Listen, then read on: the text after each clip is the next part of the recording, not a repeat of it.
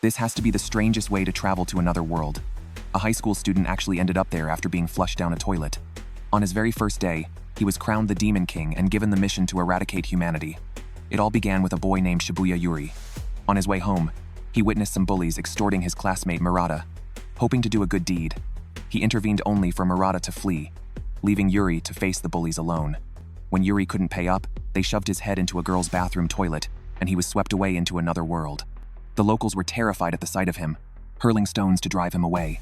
To make matters worse, he couldn't understand their language, leaving him unable to explain himself. Just then, a man named Adalbert rode by on horseback. Using some kind of magic after a sudden burst of pain, Yuri could suddenly understand them. Moments later, a group of soldiers arrived, led by Conrad, an exceptional swordsman.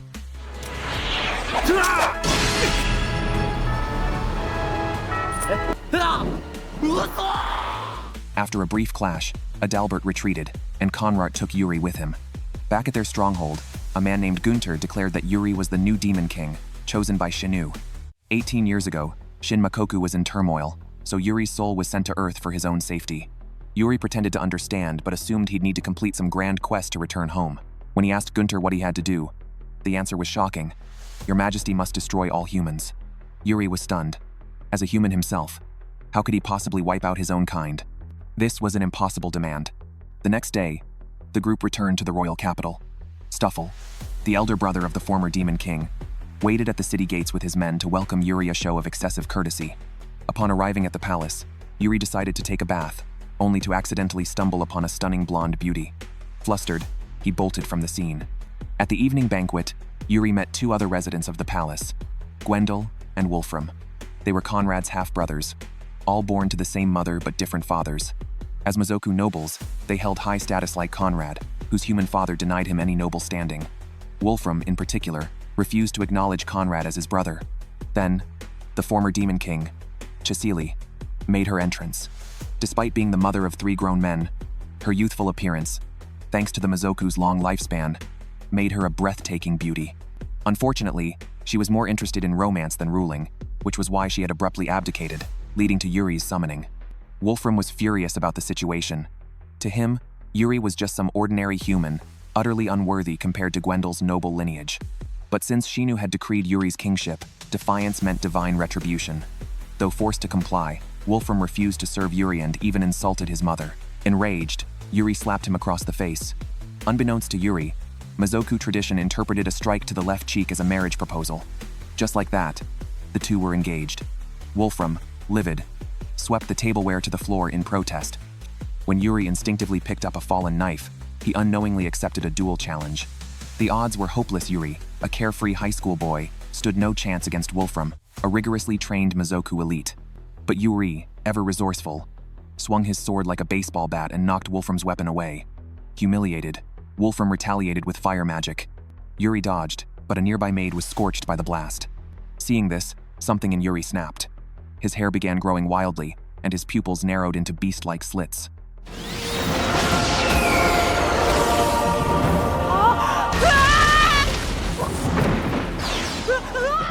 When Yuri woke up again, 3 days had already passed. Meanwhile, reports came in that a border village had been attacked.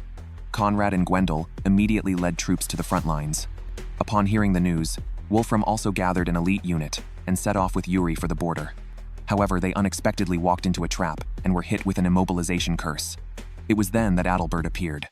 To capture Yuri, he had deliberately stirred conflict between 2 villages, inciting humans to slaughter each other because, to humans, those who served the Mizoku were no longer allies. There was no hesitation in their brutality.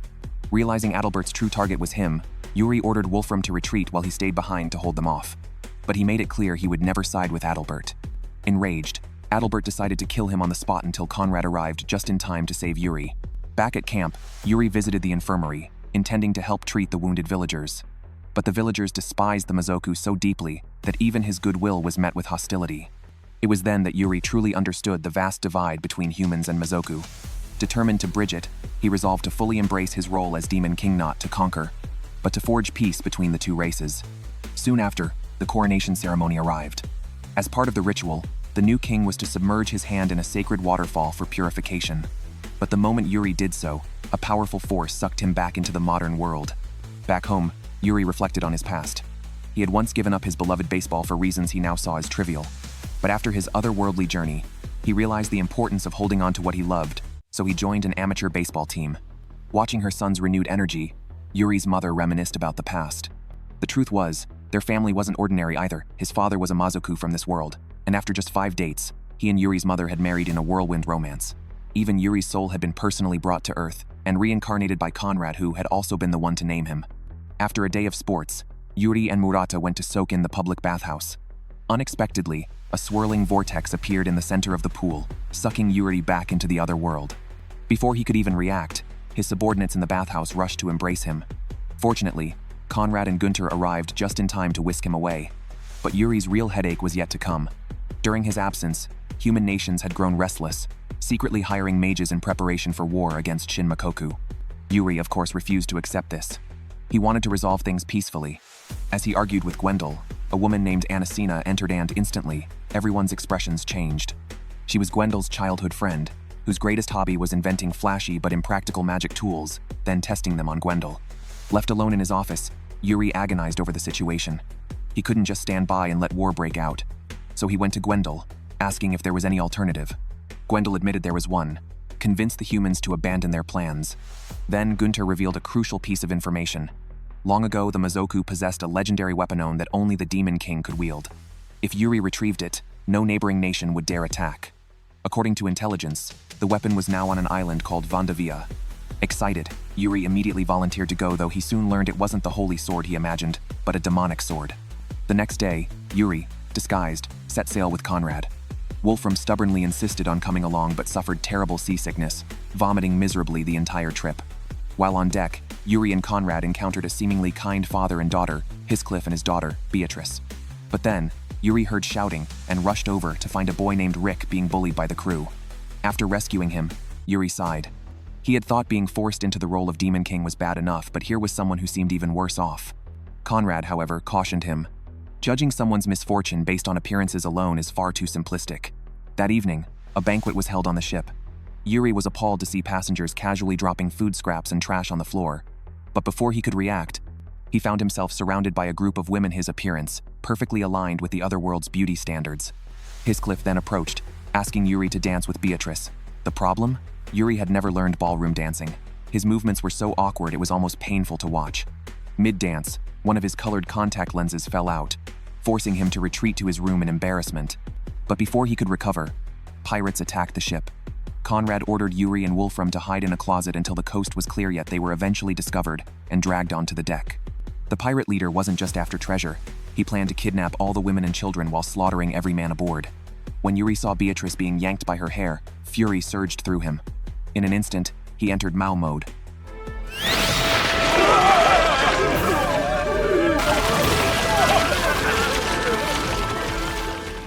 The next second, food scraps and garbage on the floor began twisting together, forming a massive, grotesque skeleton.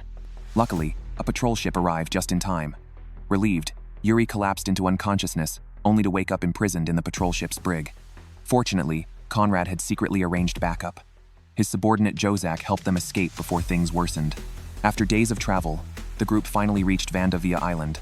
When the innkeeper heard they planned to visit the mountain spring, her face paled.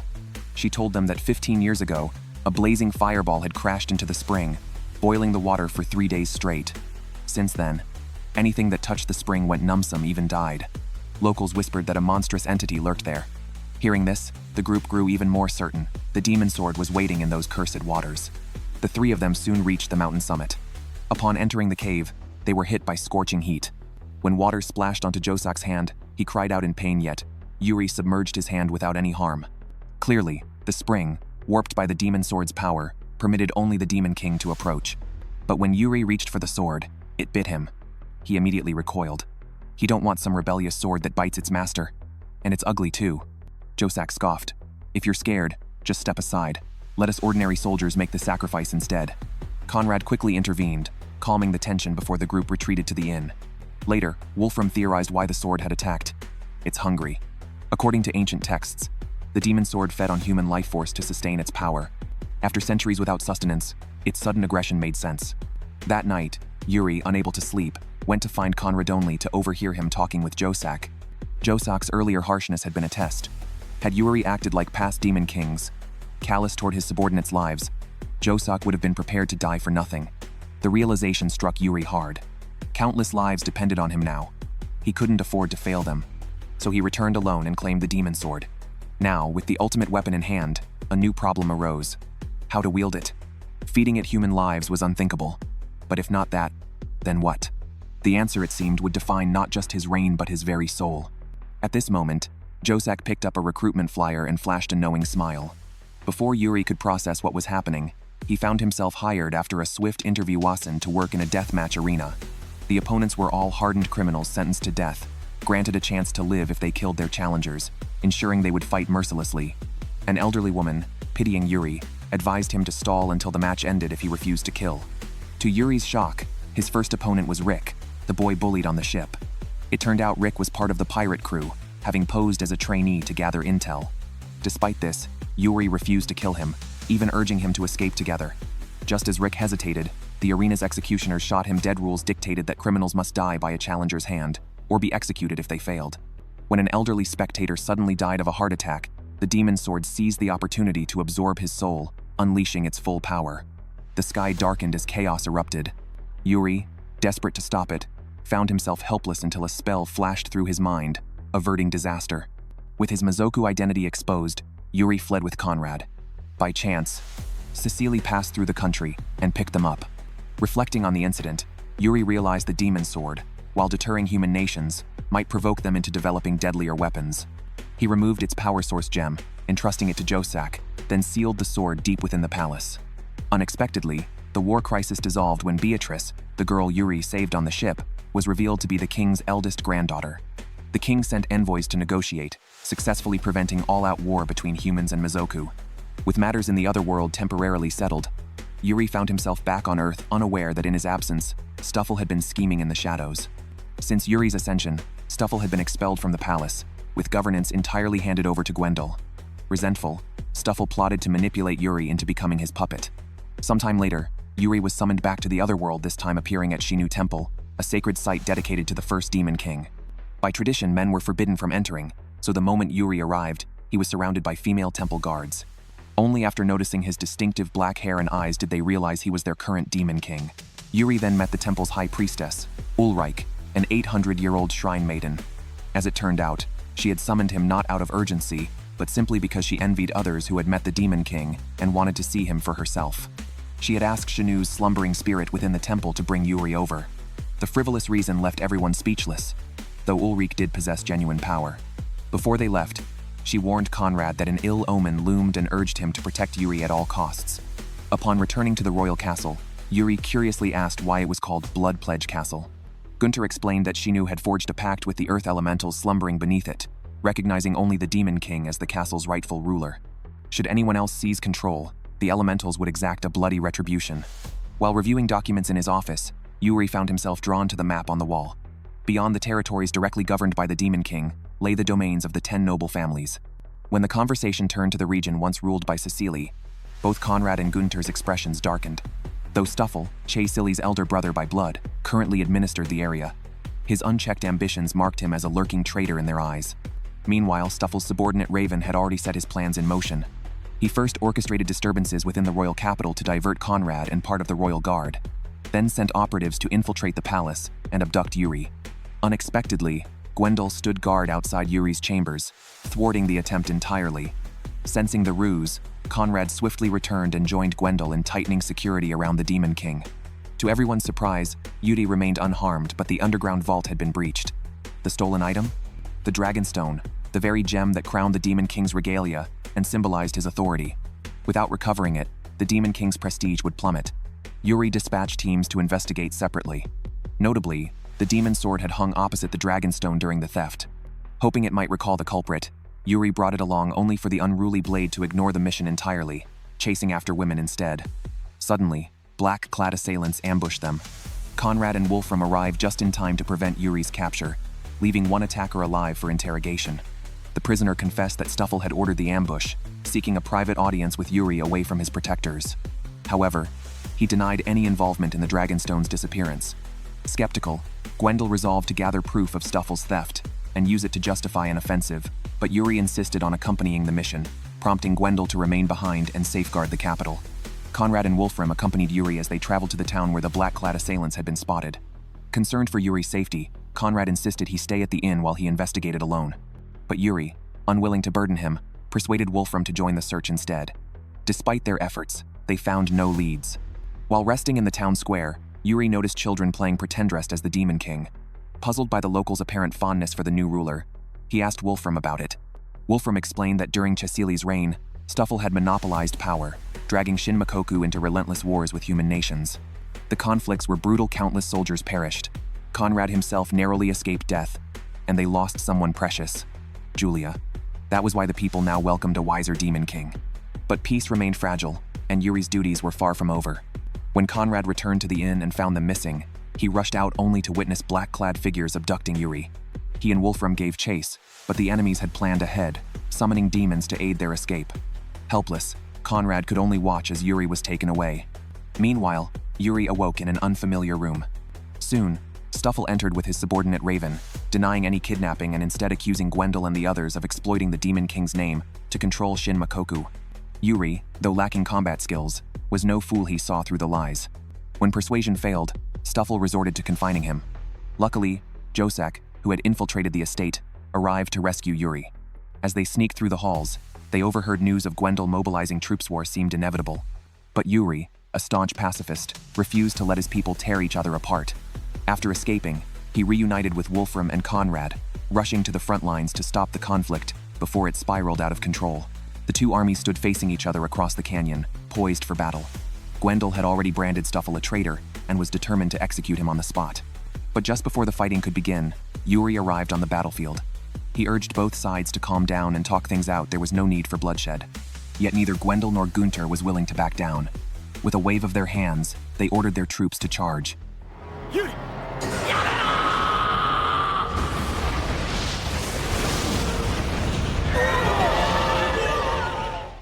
Yuri, however, intervened with overwhelming force, forcibly suppressing the clash before it could escalate. As for Stuffle, while his life was spared, his punishment was exile. Confined to his own territory, he would reflect on his actions under strict surveillance. With the civil conflict temporarily resolved, the mystery of the missing Dragonstone remained. It seemed Stuffle truly hadn't stolen it after all. Then, a soldier discovered a scroll in the treasury signed IOU from Cecily. Turns out, she had taken the gem to craft into a necklace, all for the sake of appearances. By the time Yuri crossed back into this world again, months had passed. According to Gunter, the southern nation of Konanshia had publicly announced the capture of the Demon King. Fearing it might be Yuri, Shin Makoku summoned him to confirm. But with Yuri safe and sound, it meant the prisoner was an impostor. The real puzzle? The fake Demon King wielded Metekia power only the true king could command. After some deliberation, Yuri decided to rescue the captive himself. Alongside Conrad and the others, he set out for Konanshia.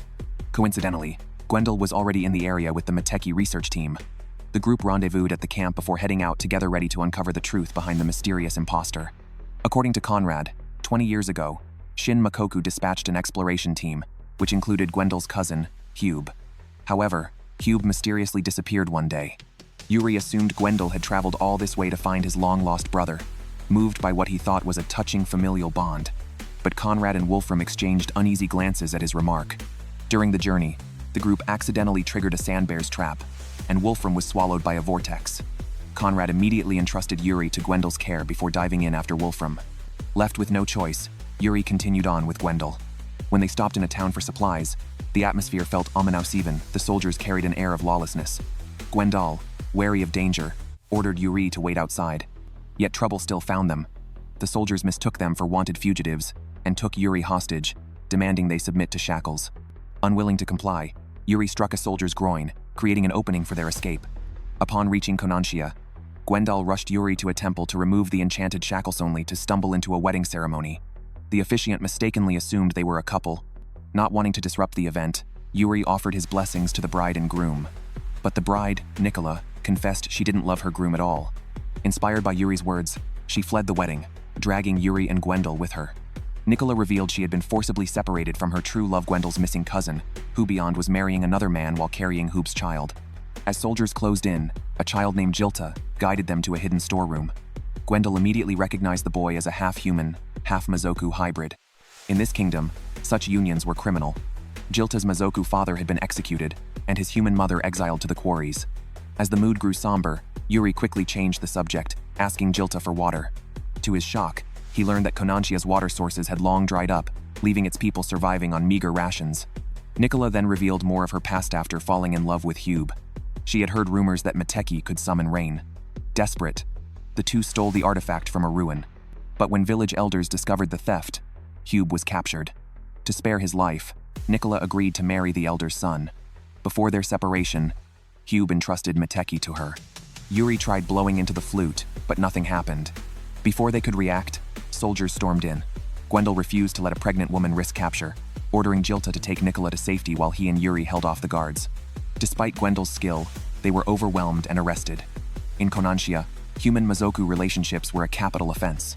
The two were dragged to court a building lined with magic-suppressing gemstones that left Gwendol visibly weakened.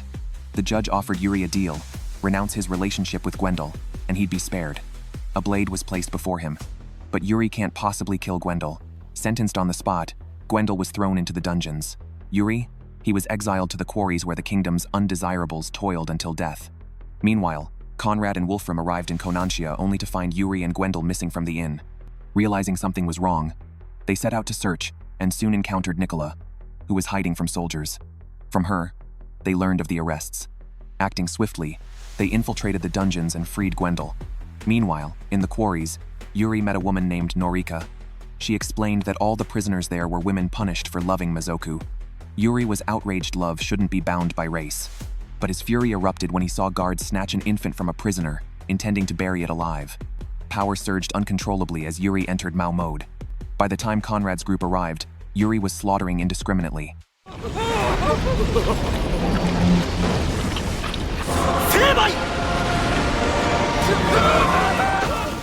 Fearful he'd lose himself completely, Gwendol risked his life to plead for mercy to spare even their enemies.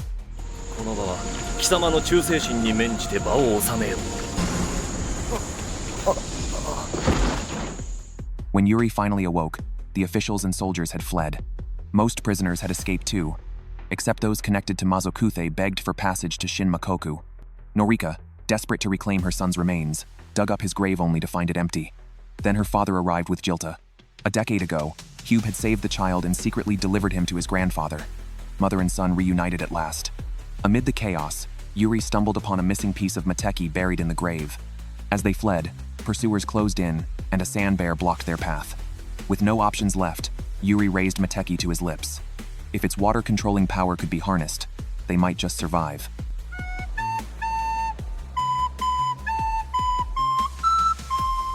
The shrill, off-key notes of the flute were unbearable, but they worked. In an instant, storm clouds gathered over Konanshia, unleashing a downpour on the parched kingdom for the first time in 2 years. Just then, Ryan, a member of the exploration team, appeared and reassured the group that the sand bear was harmless. It was his wife. With Ryan's help, they dug an underground tunnel back to Shinmakoku, narrowly escaping their pursuers. Upon their return, Yuri attempted to go back to Earth through the bath portal, but the vortex refused to appear.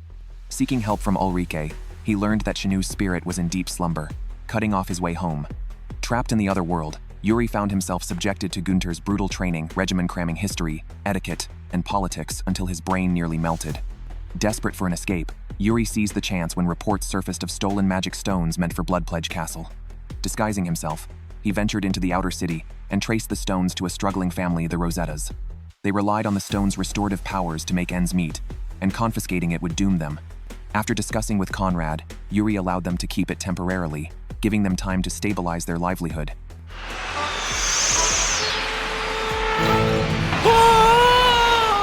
But a gang of thieves had also been eyeing the stone. That night, they kidnapped Rosetta's younger brother, demanding the artifact as ransom. Rosetta had no choice but to comply, but Conrad, anticipating treachery, had Josek tail the thieves. Once their hideout was exposed, Conrad's troops moved in. A fierce battle erupted. The gang's leader, Conrad, took Rosetta hostage only for Yuri's rage to trigger Mao mode.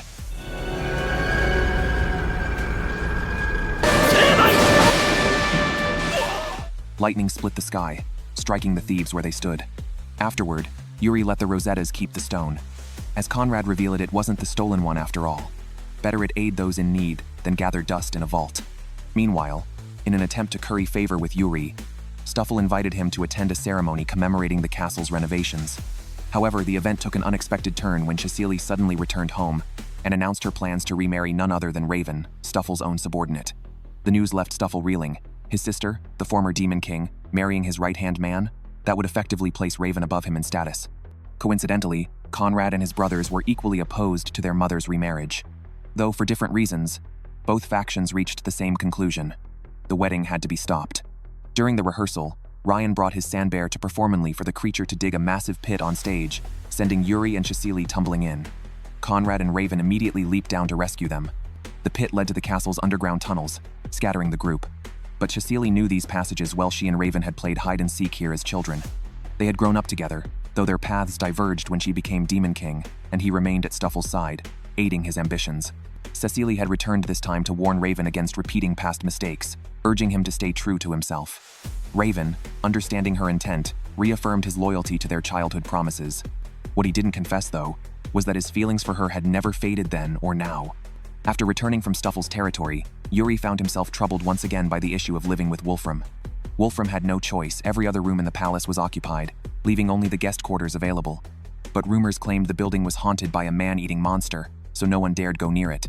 Yuri, however, couldn't care less. If there was a monster, he'd just capture it. One way or another, Wolfram was moving out. But the guest house, long neglected, had other plans. The moment they stepped inside, the floor gave way, sending them crashing into the basement. Instantly, giant silkworm-like creatures surrounded them, spinning thick threads that cocooned them both, suspending them from the rafters. Wolfram had no idea what these creatures were, but as the Demon King's fiancé and subordinate, his duty was to protect Yuri. He prepared to slaughter the cocoons before they could hatch, but Yuri stopped him. "They have the right to be born," Yuri insisted. "If we have to fight, we'll do it after they hatch." Furious but helpless, Wolfram could only watch as the ceiling above them groaned ominously, threatening to collapse. Then just in time, the cocoons glowed brilliantly, and the creatures inside burst free. To Wolfram's shock, they weren't monsters at all, but bear bees, a critically endangered species. Using their strength, they propped up the crumbling ceiling long enough for Conrad to arrive and rescue them. As it turned out, the rumors had been deliberately spread to protect the bear bees from poachers. Now that they had safely hatched, Yuri was thrilled. Wolfram could finally move out. But Conrad delivered one final twist. "The guest house belongs to the bear bees now. They've imprinted on you two as their parents. Next breeding season, they'll return here." Yuri's hope for a private room vanished along with his patience. The next day, soldiers reported a child claiming to be Yuri's illegitimate offspring arrived with a crest symbolizing the Demon King's lineage. The room erupted in chaos at this announcement. Wolfram burned with rage, accusing Yuri of philandering despite having a fiancé. Nevertheless, Yuri insisted on meeting the claimant. To everyone's shock, the visitor turned out to be an assassin. Conrad swiftly knocked the assailant unconscious, though Yuri unfortunately sprained his ankle during the commotion, requiring crutches for the next 2 weeks. Regarding the assassin's punishment, both Gwendol and Wolfram advocated execution, but Yuri argued the child might have been manipulated by villains and persuaded everyone to detain the youth temporarily. To expedite Yuri's recovery, Conrad arranged a trip to a hot spring town. Though located in human territory, the neutral zone held no hostility toward Mizoku, allowing the Demon King to relax safely. Yuri brought the captive assassin along, intending to build rapport and extract information about the mastermind. Through communication, they only learned the assassin's name was Greta. Yuri remained patient, deciding to savor the trip first.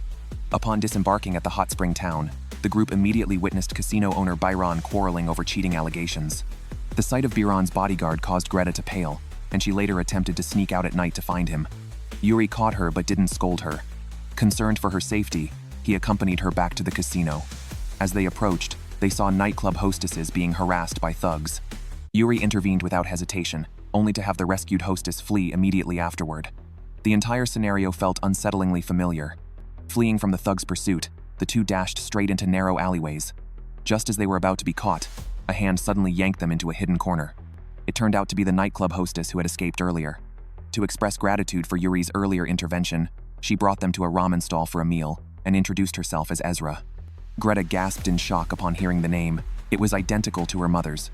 Ezra seemed to recall something, but before she could confirm further details, the thugs tracked them down. The trio was subsequently dragged to a basement and imprisoned, with Ezra's friend Nina getting implicated as well. When Nina heard Yuri was Mazoku, her face changed dramatically, showing evident disgust at being touched by Mazoku. Unfazed, Yuri calmly suggested using Nina's loud complaints to lure over the guards. Their ambush succeeded, allowing Yuri and Greta to escape. Meanwhile, after discovering Yuri's disappearance, Conrad immediately took Wolfram to search the city. They unexpectedly encountered Heathcliff en route, and with his assistance, rushed to the villa to rescue Yuri and Greta. According to Heathcliff, Biron not only cheated in casino operations, but also conducted unethical business dealings.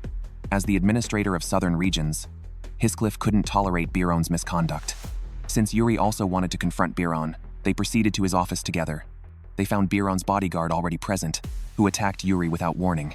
When Conrad stepped forward and ripped off the assailant's mask, his suspicions were confirmed. The mysterious bodyguard was Hube. Though Yuri intended to take Hube back and refused to abandon Ezra and Nina, Biron demanded a wager. He would release them only if Yuri won the bet. The stakes were clear. Should Yuri lose, he himself would become Biron's property. Afterward, Yuri brought Hube back to the inn. Wolfram couldn't understand why Hube attacked Yuri, but Greta explained that Hube sought death.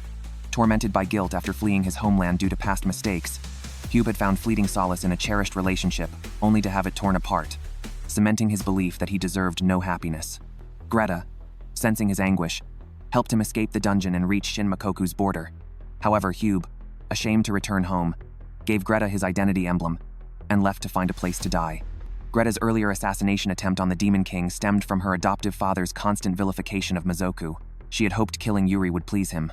Now, she recognized Yuri's goodness. The next day, the Monster Racing Championship commenced. Biron entered a Hell Koala creature with dual personalities, angelic, while clinging to trees and demonic otherwise. Yuri fielded Ryan and Sandbear. Initially, Ryan surged ahead, but the koala's frenzied, tree-deprived state threatened to overtake and devour him. Conrad, however, prepared a countermeasure. As the koala passed trees lining the track, it instinctively latched onto one, forgetting the race. Yuri's team won, but Biron reneged, ordering his men to burn the casino and destroy incriminating evidence. Arriving to find the casino engulfed in flames, Yuri rushed inside upon hearing Ezra and Nina were trapped. He abruptly shifted into Mao mode, summoning a water dragon to extinguish the blaze. Contrary to past episodes where magic use left him comatose, Yuri remained conscious this time. Meanwhile, Nina's life hung by a thread. Only Yuri's magic could save her, but his magical energy was depleted from the earlier spell. Using magic again would overexert him, so Conrad and Wolfram objected. As tensions escalated, Anasina suddenly stepped forward to support Yuri, declaring, "Overprotecting him won't help him grow." Hearing this, Conrad and Wolfram reluctantly relented. After resolving the crisis, the group returned to Shinmakoku. When Yuri saw Gwendol approaching with guards, he assumed they came to welcome him. Instead, Gwendol immediately pressed his sword to Hube's neck. Not only Gwendol, but others in Bloodpledge Castle also hesitated upon Hube's return. However, since saving Hube was Yuri's order, they complied. After medic Gisela treated Hube's wounds, Yuri brought Greta to visit him and asked why everyone despised Hube. Gisela hesitated before revealing the past. 20 years ago during a great war, Hube accused humans and half-bloods in Shinmakoku of treason. To prove their loyalty, Conrad and others volunteered for the front line without weapons or armor, surviving solely through grit. Only Conrad and Josak lived. Though the battle saved Shinmakoku, Hube's unauthorized actions during the war left a border city poorly defended. Enemy forces ambushed it, and Julia, a revered noble renowned for her immense innate magic, was stationed there with her unit. The surge of casualties forced Julia to overexert her magic to heal the wounded, ultimately costing her life. Unable to forgive Hube for this sin, the people exiled him under the guise of searching for Mateki. After learning about the past events, Yuri felt deeply conflicted. He believed his act of saving Hube had been reckless and disregarded others' feelings. Yet he also reasoned that Hube, who loved Nicola and treated Greta kindly, could not be entirely wicked. While Yuri was confiding his distress to Conrad, an attack suddenly struck. Looking up, they saw it was Hube. At that moment, Hube finally realized he had assaulted the Demon King and committed another grave mistake.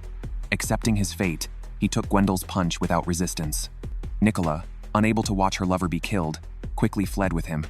Greta blocked Gwendol's path, pleading for everyone to forgive Hube as they had forgiven her, explaining that he had repented and suffered for years over his past actions. Gwendol remained silent but felt a flicker of doubt within. The group chased the pair to the terrace. Hube apologized to Gwendol, stating that returning to his homeland had never been his intention. He had long prepared to die abroad. Meeting Conrad at the hot springs town made him believe he could finally atone through death. Gwendol coldly ordered him to take up a sword for a duel. During their confrontation, Hube fell from the terrace under Gwendol's relentless pressure but was caught by demons moments before impact. Yuri declared that since Hube had retrieved Mateki to redeem himself, no further punishment would be pursued.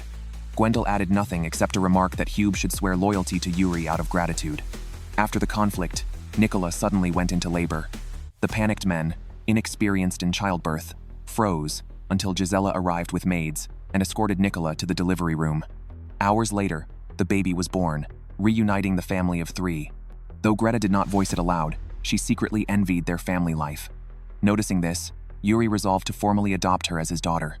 However, Günther strongly objected, citing Greta's status as a royal descendant of a fallen nation as unsuitable for becoming the Demon King's adopted child. Yuri remained unwavering. Conrad supported him, arguing that having a daughter would motivate Yuri in handling state affairs. With this, Günther was ultimately persuaded. After resolving a burden, Yuri felt utterly relaxed and went to bathe in the hot springs. Unexpectedly, the transportation portal suddenly functioned properly, sending him directly back to Earth. During Yuri's absence, Günther nearly went mad with longing a testament to his status as the Demon King's obsessive admirer. Wolfram transitioned into childcare, as Greta, now the Demon King's adopted daughter, was technically also his child. Conrad observed the peaceful scene, his heart softening. This life mirrored the future his beloved Julia had envisioned. After Julia sacrificed herself on the battlefield, her fiancé Adalbert grew to hate Hube, the root cause, and demanded his execution to honor her. However, Gwendol and Cecilia instead dispatched Hube to retrieve Mateki. Adalbert, deeply devoted to Julia, viewed Mazoku's leniency toward Hube as unjust favoritism. Resentful, he left Shin Makoku. Meanwhile, Conrad, who had narrowly survived the battlefield, sank into grief over Julia's death until Ulrich approached him. Before her death, Julia had been summoned by Shinu, who revealed her impending demise and that her soul would become the next Demon King. Julia accepted this fate, but requested Conrad guide her soul to reincarnation. Conrad later traveled alone to Earth. The Mazoku assigned to assist him was Jose, who shared an identical mission. Notably, the soul in Jose's care belonged to the great Sagati advisor to the first Demon King, who held status equal to royalty in Shin Makoku. Julia's soul was eventually placed with the Shibuya family. Conrad remained on Earth until Yuri's birth, his sorrow over losing loved ones gradually healing. Now, he simply wished for Julia's new life to be filled with happiness. After the memories concluded, Hube's family prepared to leave. Before departing, Hube revealed a crucial detail. During his imprisonment in the palace dungeon, he had seen a box. His left eye resonated with it, ultimately transforming into its current state. The group paled at this revelation. Meanwhile, Yuri and Murata took part-time jobs at the seaside. When a girl's bikini was washed away by waves, Yuri dived in to retrieve it, only to be swept into a whirlpool transporting him to another world. Though accustomed to such incidents, he soon learned from Günther and Conrad that this time, the teleportation wasn't Ulrich's doing but orchestrated by unknown forces. With human nations stirring unrest and assassins infiltrating Shin Makoku, Yuri's safety couldn't be guaranteed. Günther had arranged a ritual to return him to Earth. As the 4 prepared to leave, Günther suddenly collapsed, struck by an arrow. The remaining 3 fled to a nearby church, but assassins closed in. Conrad hastily activated the Earthbound portal, urging Yuri to escape first.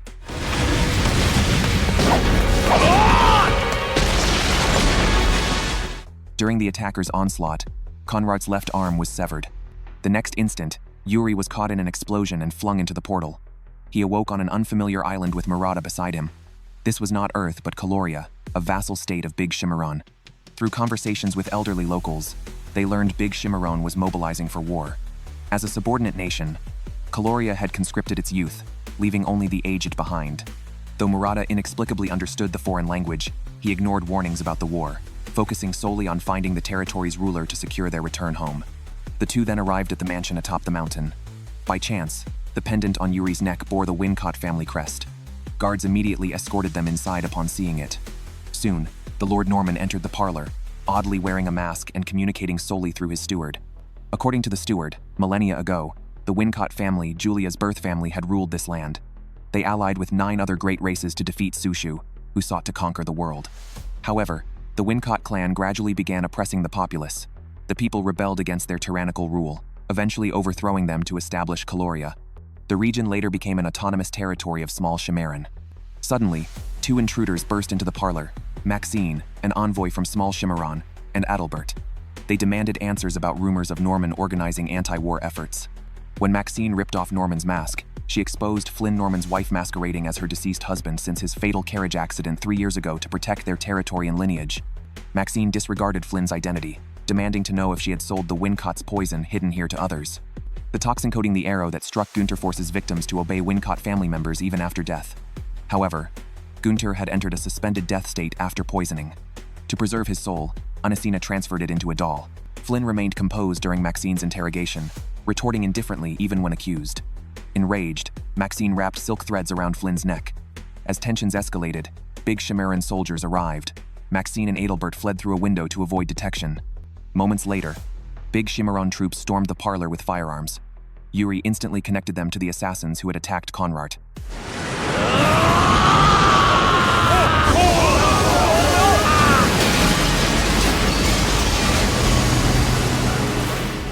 After the incident, Yuri fell unconscious again. Murata feared Flynn might seize this opportunity to act against him, but she stated she had no intention to harm him. She still needed Yuri. Meanwhile, when Wolfram forcibly entered the Shinu temple, he saw Yuri in Chimeran through the divination crystal sphere. He immediately sought Gwendol to join the search team heading there. Gwendol refused, fearing Wolfram might cause complications. Undeterred, Wolfram seized an opportunity when Gisela needed to travel nearby and joined her group. The four later boarded a ship bound for Big Chimeran. Mid-journey, they discovered the soldier Keenan had vanished. The group belatedly recalled Keenan had once served under Adalbert before joining the military. Concurrently, Yuri and Murata accompanied Flynn on a vessel to Big Chimeran. Flynn explained, Chimeran transported defeated soldiers as prisoners via commandeered civilian ships due to insufficient official transports. Caloria, her territory, had become a vassal state after invasion. With small Chimeran now preparing war against Shin Makoku, Caloria's youth had been forcibly conscripted. Suddenly, warships emerged and bombarded their vessel, forcing everyone to abandon ship. Josak, who had been covertly protecting Yuri, swiftly escorted them ashore. After securing temporary shelter, he left to forage for supplies. Resuming their conversation, Flynn revealed her late husband had persistently negotiated with small Chimeran for prisoner repatriation until his death.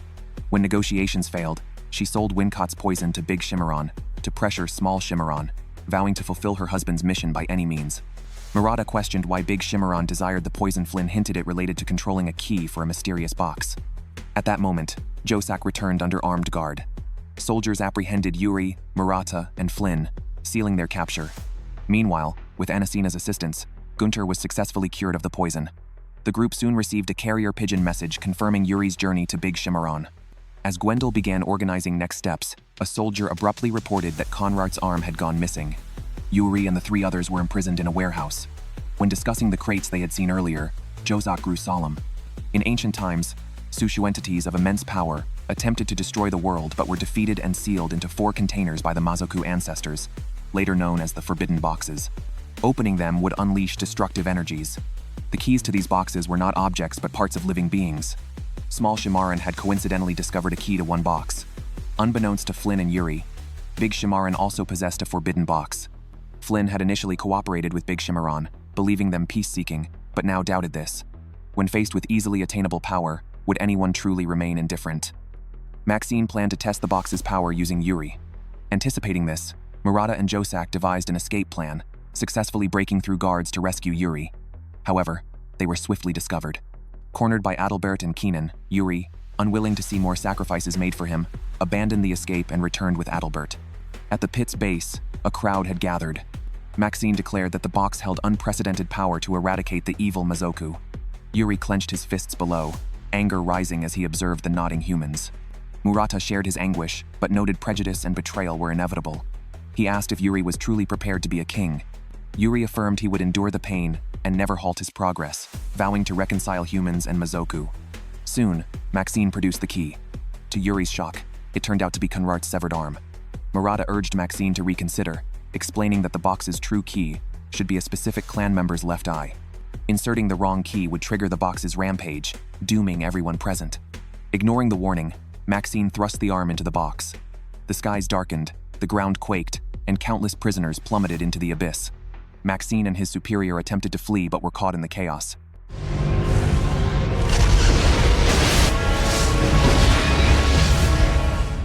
At the critical moment, Yuri entered Mao mode. After rescuing the prisoners, he strained his remaining magic to counter the box's malevolent energy.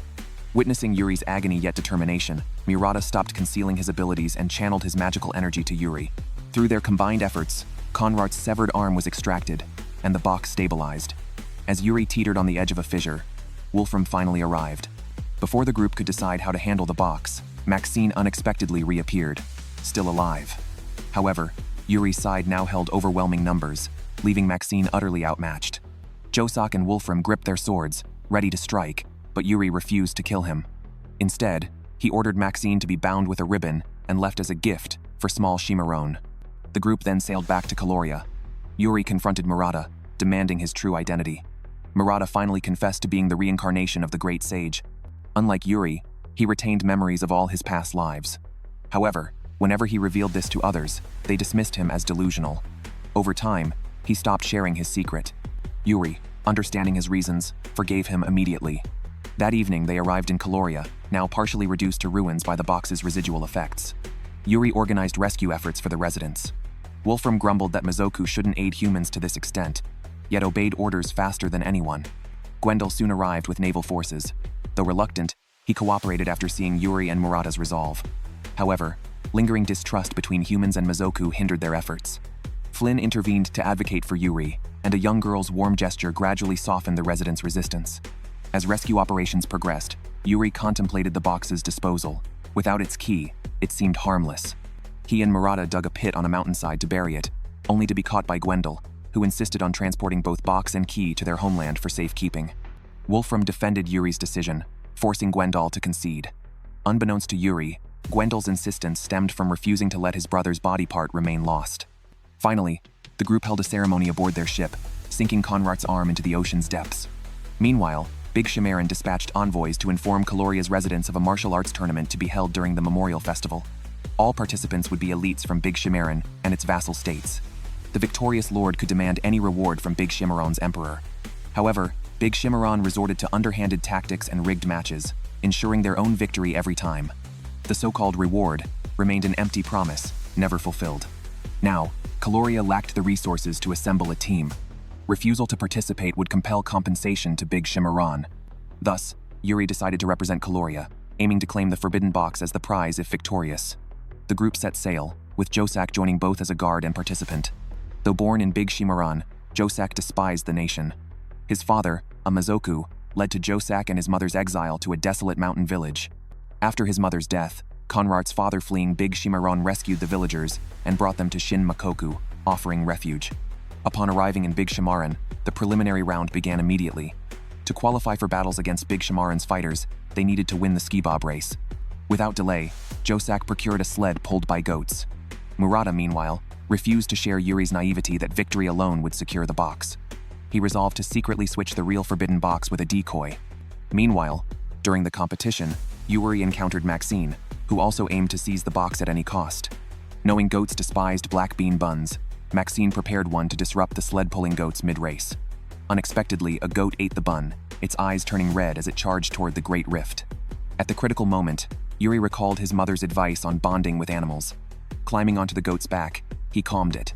The goat then leaped across the rift, while Maxine plummeted into the abyss, and other competitors were stranded. Yuri thus claimed the preliminary victory. To his surprise, Adalbert represented Big Shimaran in the finals. The tournament was divided into 3 rounds, each requiring a duel between 3 representatives. Yuri, a novice, would surely lose if he fought, damaging national prestige. Wolfram and Josak resolved to win the first 2 rounds to eliminate his need to participate. The Emperor declared the tournament open. Wolfram faced a dual sword wielder first.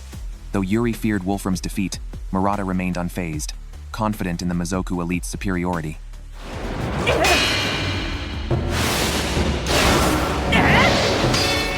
True to his word, Wolfram disarmed his opponent and secured victory.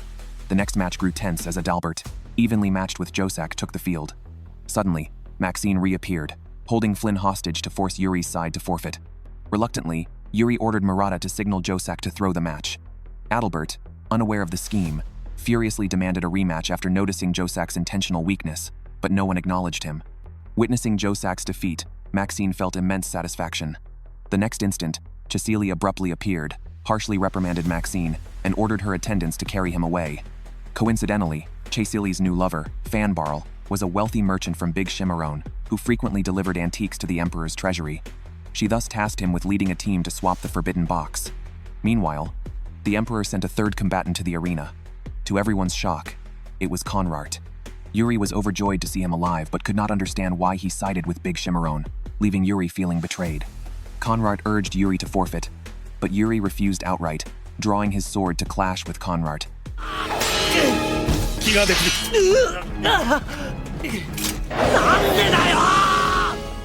Every strike was effortlessly blocked, exhausting Yuri without inflicting a single wound. Adalbert, ignoring the tournament rules, stormed onto the field. He first restrained Conrad, then lunged at Yuri with his sword. Cornered, Conrad revealed to Adalbert that Yuri's soul was Julia. Stunned, Adalbert halted his attack. Simultaneously, Josak and others rushed into the arena to shield Yuri. Murata declared that Big Shimmeron's 2-against-1 tactic violated the rules. Yet the Emperor disregarded fairness, unilaterally declaring Big Shimmeron the victor and ordering soldiers to execute the disruptors. Yuri's group was swiftly surrounded. Enraged, Yuri's magic spiraled out of control again, unleashing a tempest that engulfed the arena proof of his title as the Demon King, with the greatest potential in history. Conrad, witnessing Yuri's instability, desperately called his name to calm him. Yuri gradually ceased his rampage and collapsed unconscious. Josak, abandoning any confrontation with Conrad, immediately hoisted Yuri and fled with the group. At this moment, Cecily had already arranged a carriage for them to take the swapped forbidden box to the port and escape by ship. However, to evade pursuers, the group abandoned the carriage halfway, erased their footprints in the snow, and detoured. Upon entering a canyon, Big Shimmeron's soldiers blocked their path. Unexpectedly, Adalbert appeared and intercepted the pursuers. Despite his lingering hatred for Mizoku, he could not ignore Julia's reincarnation. The group continued forward, only for Conrad to suddenly stand in their way. He warned them of Big Shimmeron's ambush ahead and advised Yuri to take a detour. Conrad then declared he now served a new master and that their next meeting would be as enemies. These resolute words cut into Yuri's heart like a blade, leaving him stunned and speechless. Days later, the group returned to Kaloria by ship. Reconstruction efforts, aided by Mizoku, progressed smoothly. However, Flynn worried Big Shimmeron might target Kaloria. Murata reassured her that under the pretense of friendship with Shin Makoku, Big Shimmeron would never dare attack. The next day, as Yuri prepared to board a ship back to Shin Makoku, Conrad's ruthless words haunted him. He insisted on staying to confront Conrad for answers. Wolfram opposed the risk, and during their struggle, Yuri and Murata fell into the water, triggering their return to Earth. Afterward, Yuri sank into despair, unable to cross back despite repeated attempts. He confided in Murata, adamant that Conrad's betrayal must conceal hidden struggles. Murata agreed, and led Yuri deep into the forest, where they used an artificial lake to reopen the portal to the other world. Yuri was shocked at the difficulty of crossing. Murata alone lacked the power, but with Ulrich's help, the teleportation channel opened. At this moment, Gwendol knelt on one knee before Yuri to plead guilt, willing to accept any punishment in Conrad's place. However, Yuri had no intention of blaming anyone, as he believed there were hidden circumstances behind Conrad's betrayal. Ulrich then led them to the depths of the temple, where the 2 recovered forbidden boxes would henceforth be guarded. When Yuri asked, "What exactly are the Sushu?" Murata explained that the Sushu were entities of immense power. 1,000 years ago, when they attempted to destroy the world, Shinu united numerous capable individuals to defeat them. Unable to fully destroy the Sushu, Shinu divided their power into 4 parts, sealing each into a box entrusted to 4 vassal families for safekeeping. The Weller family, to which Conrad belonged, was one of these families. A century ago, Big Shimmeron's ancestors targeted the forbidden boxes and sent troops to invade the Weller family's territory. To prevent the key from being seized, the Weller patriarch severed his own right arm to teleport the key away. Refusing to relent, Big Shimmeron's ancestors took the surviving infant heir and raised him in captivity, waiting for a child who could become the key to emerge. Meanwhile, Big Shimmeron received intelligence about a new box appearing in the eastern small nation of Franzia and immediately dispatched Conrad with troops. Upon learning this, Gwendol began mobilizing forces. Yuri adamantly insisted on joining, determined not to let the boxes fall into the hands of ambitious individuals. After discussion, it was decided that Anacina and Greta would remain behind, while the rest set out for the east. Franzia, however, was an isolated nation with minimal external communication. Fortunately, Cavalcade maintained ties with Franzia, allowing Yuri's group to utilize their connections for entry. Hiscliffe, who was tasked with receiving them, proposed an alliance between Shin Makoku and smaller nations, including Cavalcade, to resist Big Shimmeron's tyrannical methods. Though Yuri worried human nations would struggle to accept Mizoku, Hiscliffe assured him it would not be an issue, as Yuri's heroic deeds in aiding the impoverished had already spread widely among human nations. Following Hiscliffe's guidance, Yuri met with the King of Cavalcade and successfully secured their assistance in helping Mizoku infiltrate Franzia. Afterward, the group split into 2 teams. Yuri, Gunter, and others headed east, while Gwendol and Cecily stayed behind to advance alliance, building efforts. Meanwhile, Conrad's group arrived in Franja first, but King Pierre refused to meet them under the pretext of illness. Conrad instructed the attendants to relay a message that the king must receive them next time. Days later, Yuri's group reached Franzia. Yosak, having arrived earlier, gathered critical intel. King Pierre of Franzia was a coward who had never aligned with any faction. This necessitated an alternative plan to enter the palace. However, resolving the Conrad issue took priority. Yosak sent him a letter arranging a private meeting. Though Gunter hid his feelings in front of Yuri, he harbored deep resentment over Conrad's betrayal and intended to eliminate the traitor. Both confided only in Wolfram, fearing Yuri's interference. Under Gunter's relentless pressure, Conrad grew increasingly flustered but avoided lethal confrontation, eventually escaping. Meanwhile, Wolfram hesitated before informing Yuri of Conrad's presence. Yuri immediately rushed out, locking eyes with the fleeing Conrad across the river but ultimately watching him depart. The next day, the group disguised themselves as merchants to approach the palace, only to have their identities exposed by a woman named Lila. However, out of deference to Yuri's status as Demon King, they could not be expelled outright. King Pierre and Lila initially denied possessing the forbidden box, but Pierre recalled an old chest in the underground vault that might match their search. Guided to the vault, they learned the caretaker had sold the dirty box to a cafeteria worker. With Lila's help, they began tracing its whereabouts.